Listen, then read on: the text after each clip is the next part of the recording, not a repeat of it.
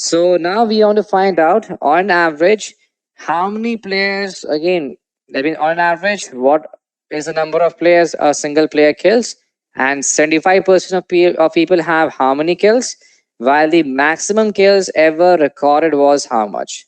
So for finding out the answer to this question, to this particular question here we have to simply use the mean. So for finding the average, that means the average kill, we will find out the mean. So we have to find out the mean from the trained data set. Then to find out the how many players have been killed by 75% of players. That means 75% of people have how many kills or less. So we are going to find out the quantile, and that too 75% quantile as in the third quartile from the trained data frame, and that too from the kill column. And then to find out the maximum kill ever recorded, we have to find out the maximum value from the same trained data frame, and that too from the kill column. So if we run the statement, we will be able to see on average the person kills 0.9248 players. That is the average, right? Whereas 75% of players, they have one kill or less. That's the actual statistics. That's not a hypothesis. That's an actual statistics. That means how many kills an average player has. And then we have, while the maximum number of kills ever recorded was 72. Now this is the actual statistics, not based on any hypothesis here. All right. So how many kills have ever been recorded? We want to find out the effect of killing on winning plays percentage. Then we have to make use of the box plot figure. So same box plot that we discussed. So we had to find out the effect of killing on winning plays percentage. So for finding out, that means here we have to create another data frame by the name of kills. So here we are going to create another data frame by the name of kills. And then we are going to copy the data available in train. And then we have to define the kill categories. So basically here we want to plot the graph based on different kill categories. That means those players who have 0 kills, those players who have 1 kill, those players who have 2 kills, those players who have more than 5 kills, more than 10 kills. And that means what impact their number of killing has on the winning plays percentage, right? So here we had defined different regions as in different categories. And then there we have defined as number of kills. We suppose if that is 0, then this should be considered as 1 to 2 kill. Then for 3 to 5, then 6 to 10, and then 10 plus kills available. All right. And then we have used the plot as in the Matplotlib library. And then we can define the figure size as 15.8. And then we had to plot, and then we are going to plot kill categories on the x-axis and the winning plays percentage on the y-axis. All right. And then we are going to simply show the graph by running plot.show. So this is going to simply plot the graph. And as you can see here, this entire graph has been created. So you can see how, as you can see here, as the number of kills increases, the chances of the winning plays percentage going to one value is also increased, right? So the player is having 3 to 5 kills, obviously that player is going to have a higher chance.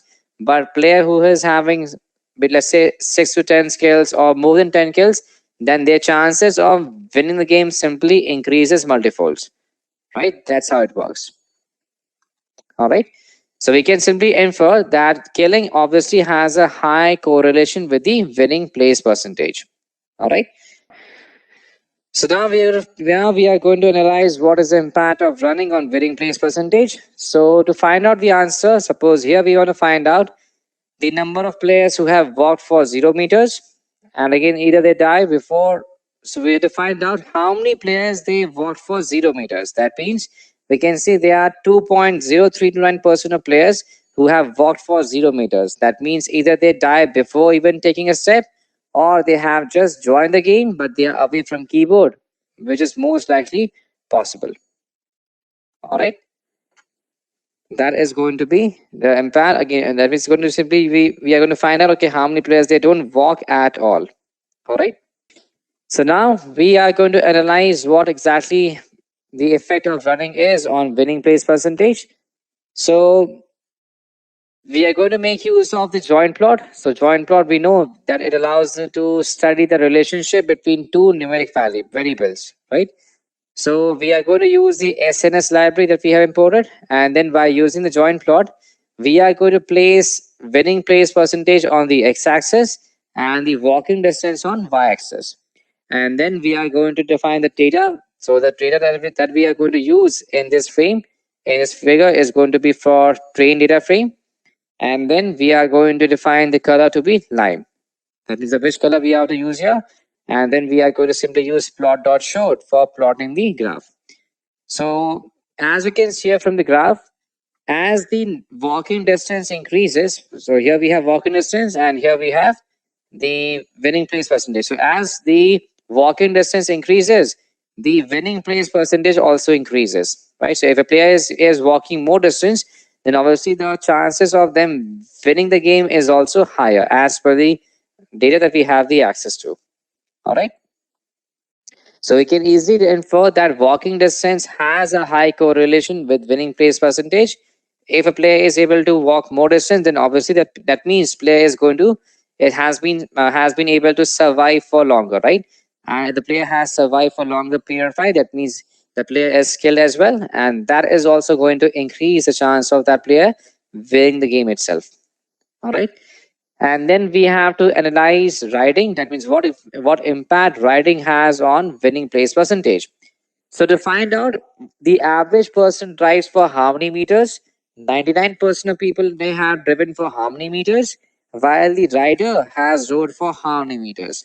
So to find out this information, we again have to use the train data frame, right? So here for finding the average, we are going to find out the mean from the right distance available in train data frame. To find out the 99% quantile, we have to find out 99 quantile from right distance in train data frame. And then to find out the maximum distance traveled, rider means the player who has who wrote for the maximum distance. So here we have the maximum distance from the right distance available. So now we can execute the statement. Now we can see an average person, an average player drives for around 600 meters. 99% of people they had driven for 6,966 meters. That means 7 kilometers. And then while the rider rode for 40,710 meters. That means this is the maximum ride distance recorded by any player, and that's why they are called as rider. They have driven for almost 40 kilometers in a single game.